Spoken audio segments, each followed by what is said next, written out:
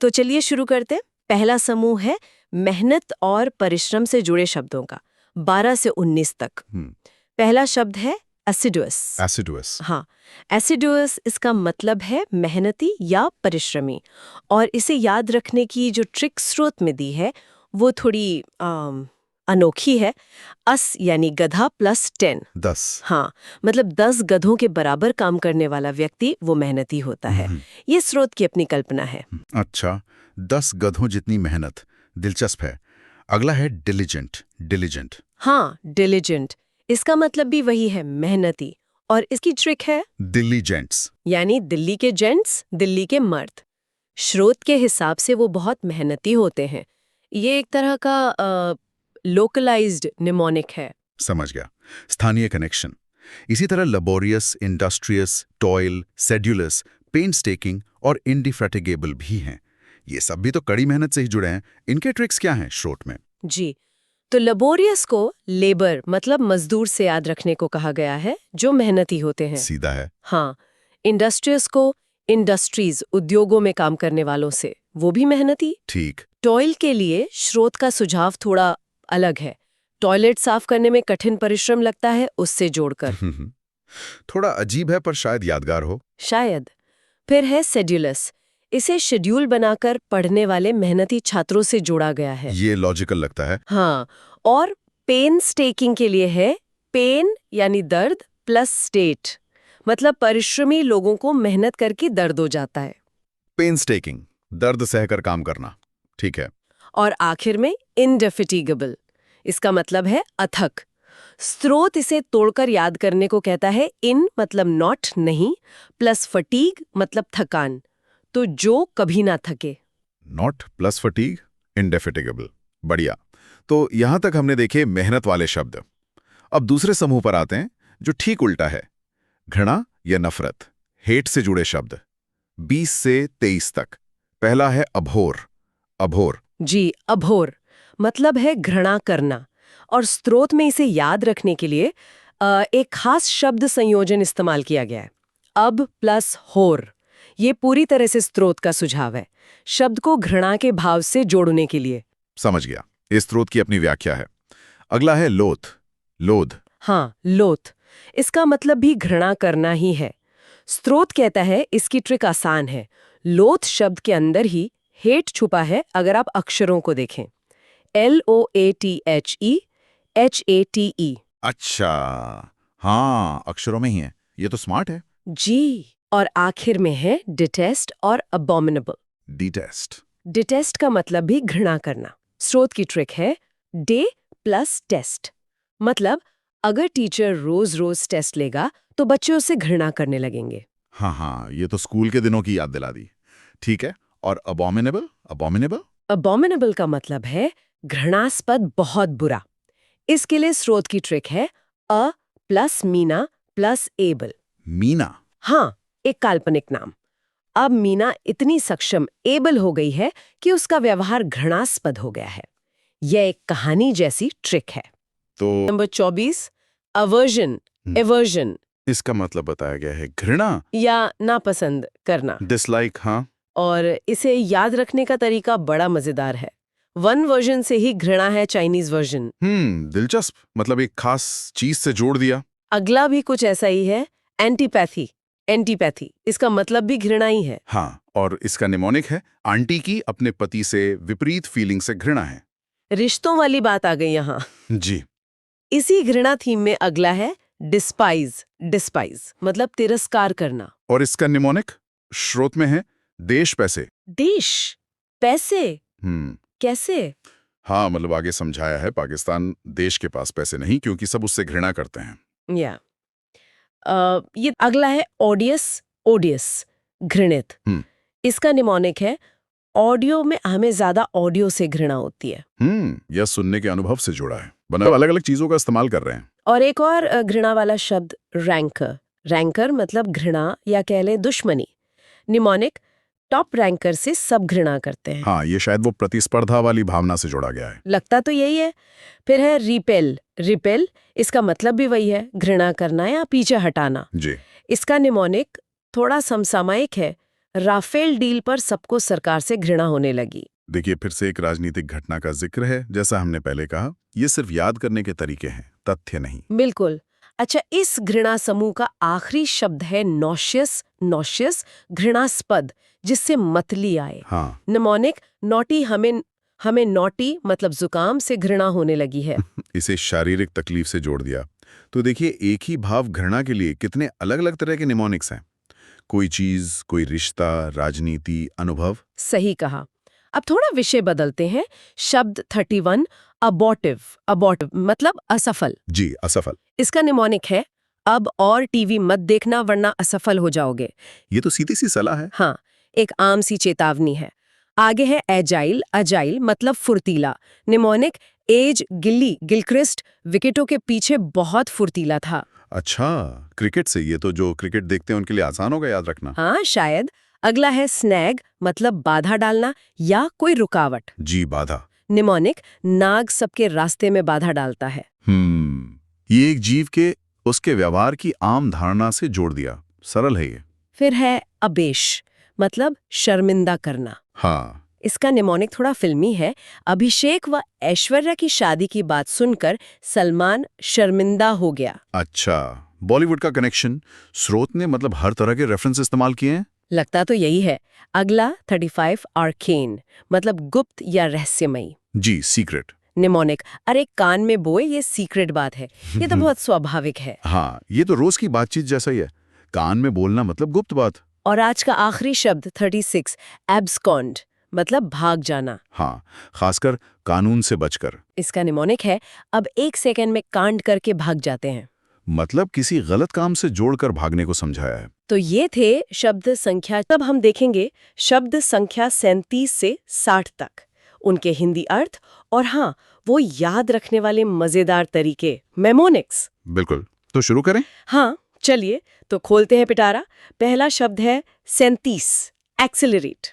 ये तो काफी सीधा सा लगता है ना। हाँ, एक्सेलरेट मतलब गति बढ़ाना। सोर्स में स्मरक भी वही दिया है जैसे गाड़ी का एक्सेलरेटर होता है ना, स्पीड बढ़ाने के लिए। हाँ हाँ, बिल्कुल, ये तो आसान था। अच्छा, अगला है 38 हेजेमोनी। ये शब्द सुनने में थोड़ा भारी लगता है। हेजेमनी। इसका अर्थ है नेतृत्व या कह सकते हैं वर्चस्व। आम भाषा में नेतागिरी भी बोल देते हैं कई बार। अच्छा, नेतागिरी। हाँ, और स्मरक दिया है जी मनी। हेजीमनी। मतलब जिसके पास पैसा है, जिसके पास मनी है, अक्सर उसी की चलती है, उसी का नेतृत्व होता है। तो ये शक्ति और प्रभाव से जुड़ा शब्द है। अरे वाह, ये तो बढ़िया कनेक्शन है। अच्छा, और अगला ए ब्रिज, इसका क्या मतलब हुआ? ये ब्रिज का मतलब है छोटा करना या संक्षिप्त करना। अच्छा। और स्मरक है ब्रिज मतलब पुल, जैसे पुल दूरी कम कर देता है ना। हाँ हाँ, बस वैसे ही ए ब्रिज किसी लेख या बात को छोटा कर देता है। सही सही। ये विजुअल मेमोनिक हो गया एक तरह से। अच्छा, फिर है बॉल। हाँ, बॉल मतलब चिल्लाना। हाँ, जोर से रोना या चिल्लाना। और इसका स्मरक तो बड़ा मजेदार है। बावला हो गया क्या जो चिल्ला रहा है? हाँ, बिल्कुल। इस तरह के स्मरक जो थोड़े नाटकीय होते हैं ना, वो अक्सर याद रह जाते हैं। हाँ, ये बात तो है। फिर है 41 रेटिसेंट। रेटिसेंट। इसका मतलब है शांत या कम बोलने वाला, अल्पभाषी। और स्मरक है रहती है शांत। रहती है शांत, ये तो सीधा है। हाँ, काफी सीधा कनेक्शन है। ठीक है। इसके बाद तो काफी सारे शब्द हैं एक साथ।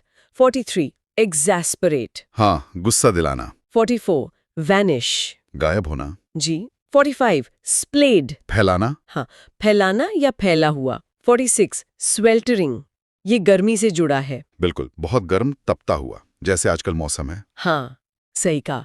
फिर 46 डोमिनेट। हावी होना, वर्चस्व स्थापित करना। 47 कैलेमिटी। विपत्ति, आपदा। जी। 48 इमर्ज। प्रकट होना, उभरना। हाँ। 49 बॉन्डेज। गुलामी। और 50 स्टैश। छिपाने की जगह या छिपाना। हाँ, छिपाना या छिपाकर रखी हुई चीज। जैसे स्मरक सोच सकते हैं कैश को स्टैश किया। अच्छा, कैश को स्टैश किया। हाँ, ये सही है।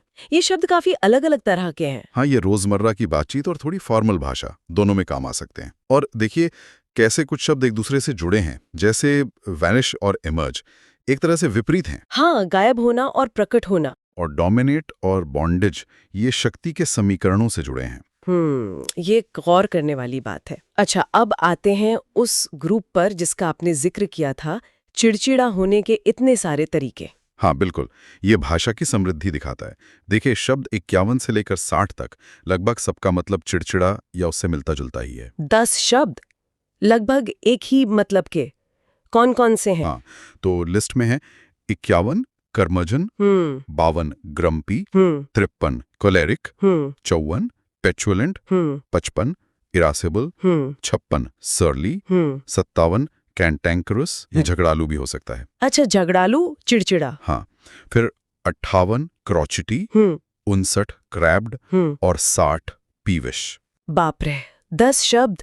इनके स्मारक भी देखें जरा। ग्रम्पी का तो आपने बताया था। हाँ, ग्रम्पी का गरम पी या गरम चाय पीकर चिड़चिड़ा हो जाना। ठीक है। पेचुलेंट? पेचुलेंट का पेटू आंट, मतलब कोई पेटू आंटी है, उन्हें पेटू कह दिया तो वो चिढ़ गई। हाँ, अच्छा, ये मजेदार है। इरासिबल? इरेसिबल के लिए ईर्ष्या बलवान सोच सकते हैं, या फिर वो कहावत है ना, रस्सी जल गई पर बल ना गया, वो वाला भाव, मतलब आसानी से गुस्सा होने वाला। ठीक है। और सर्ली? सरली का स्मरक है सरली, जैसे सर ने सबकी क्लास ली तो सब चिड़चिड़े हो गए। ओके।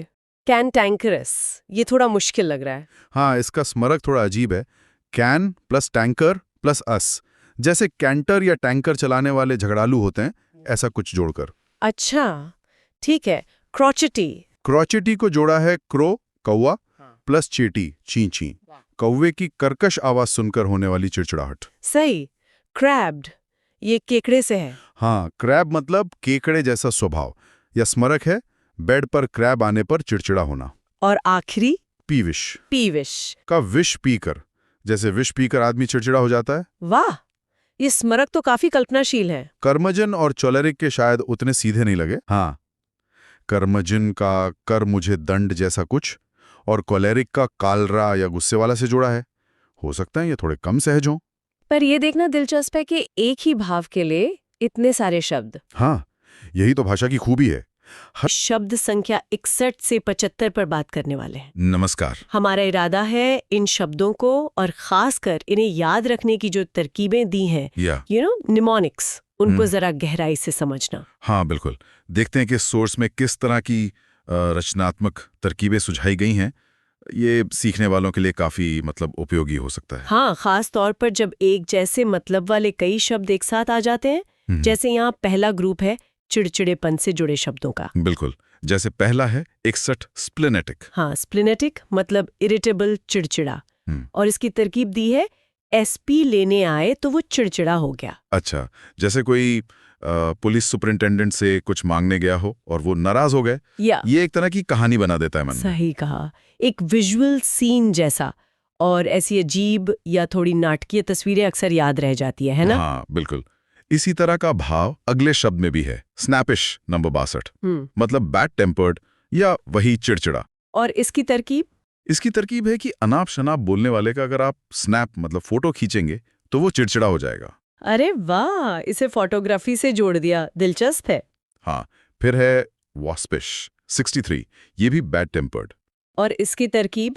वॉस्प यानी ततैया। हाँ, तरकीब है वॉस्प जैसे पीते ही चिड़चिड़ा हो गया। अब ये शायद पीने से जोड़ा है, या फिर जैसा आपने कहा ततैया के डंक जैसा चिड़चिड़ापन हो सकता है। वॉस्प की आवाज और डंक का भाव दोनों हो सकते हैं। बिल्कुल। फिर है क्रैंकी 64, मतलब ग्रम्पी, चिड़चिड़ा। क्रैंकी? हाँ, इसकी तरकीब थोड़ी अलग है, दिमाग में क्रैक करने से उसे चिड़चिड़ा कर दिया। हाँ, ये थोड़ा वो क्या कहते हैं, अमूर्त सा है, शायद किसी की मानसिक स्थिति बिगड़ने जैसा इशारा कर रहा हो। आगे है डिस्पेप्टिक नंबर 65, इसके कई मतलब दिए हैं, इरिटेबल, क्रैबी, ग्राउची। हाँ, ये भी चिड़चिड़ापन ही है। और तरकीब? तरकीब एक डायलॉग जैसी है। दिस पाइप ठीक है, बार बार मुझे चिड़चिड़ा मत करो। अच्छा, एक सीन बना दिया। और फिर ग्राउची भी है 66। हाँ, ग्राउची मतलब बैड टेम्पर्ड। इसकी तरकीब है अगर ऊंची बात करी तो वो चिड़चिड़ा हो जाएगा। तो इन सारे चिड़चिड़ेपन वाले शब्दों में हमने देखा कहानियां हैं, विजुअल्स हैं, आवाज से कनेक्शन है, डायलॉग भी है, मतलब याददाश्त को पकड़ने के कई अलग अलग तरीके इस्तेमाल हुए हैं। बिल्कुल। अच्छा, अब दूसरा ग्रुप देखते हैं। ये आलोचना या निंदा से जुड़े शब्दों का है। हाँ, जैसे पहला है सेंसर 67, मतलब क्रिटिसाइज। इसकी तरकीब तो बहुत सीधी और व्यावहारिक है। सेंसर बोर्ड निंदा करेगा अगर फिल्म में अश्लील कंटेंट होगा तो। हाँ, ये असल दुनिया की संस्था सेंसर बोर्ड और उसके काम से जोड़ दिया तो याद रखना आसान हो जाता है। सही। अगला है पैन 68। इसका मतलब है क्रिटिसाइज हार्शली, यानी कटु आलोचना। पैन, अच्छा, इसकी क्या तरकीब है? तरकीब है, अगर कोई पान थूकेगा तो सब उसकी आलोचना करेंगे। हाँ, ये सामाजिक व्यवहार से जुड़ा है, सही है। फिर है लैम्पून 69। हाँ, अर्थ है क्रिटिसाइज, निंदा करना। लैम्पून? तरकीब है, लैम्पॉन छोड़कर जाओगे तो घर वाले निंदा करेंगे या डांटेंगे। ये रोजमर्रा की स्थिति है ना? बिल्कुल बिल्कुल। और घरेलू उदाहरण अक्सर, जैसे आपने कहा, कारगर होते हैं। अब शब्द 70 है रिप्रिमांड। रिप्रिमांड मतलब रिब्यूक, डांटना या आलोचना करना। हाँ, और इसकी तरकीब कोर्ट से जड़ी है दोबारा। रिमांड मांगने पर कोर्ट से पुलिस को डांट लगाई, आलोचना की। फिर से एक आधिकारिक संदर्भ। हाँ, एक पैटर्न दिख रहा है। अगला है डेनिग्रेट 71, यानी क्रिटिसाइज, निंदा करना। डेनिग्रेट, इसकी तरकीब? डेनी धोनी की सब निंदा करते थे फिल्मों में। ये शायद किसी पुराने विलन के किरदार का जिक्र है। हो सकता है। देखिए, कुछ तरकीबें व्यक्तिपरक हो सकती हैं। अगर किसी को वो संदर्भ नहीं पता तो शायद उतनी कारगर ना हो। सही बात है। अच्छा, फिर है रिप्रूफ 72, मतलब रिब्यूक, डांट फटकार, और रिप्रूव मतलब निंदा करना। हाँ, रिप्रूफ तरकीब है दोबारा प्रूफ मांगने पर कोर्ट से वकील को फटकार। ये तो बिल्कुल रिप्रिमांड वाली तरकीब जैसी ही है, दोबारा कुछ मांगने पर फटकार। उदाहरण? हाँ, फिर रिप्रोच 74, मतलब एडमोनिश, तिरस्कार या निंदा। रिप्रोच, इसकी तरकीब ऑफिस से जुड़ी है। बार बार अप्रोच लगवाओगे तो ऑफिस में सब निंदा करेंगे। Office politics. हाँ, और आखिरी शब्द है आज का डिक्राई 75, मतलब क्रिटिसाइज या कंडेम, निंदा करना। डीक्राई, इसकी तरकीब? देख राय, रोने के बाद भी क्राई करोगे तो निंदा करेंगे। ये आवाज और भाव दोनों को मिला रही है। दिलचस्प। तो आलोचना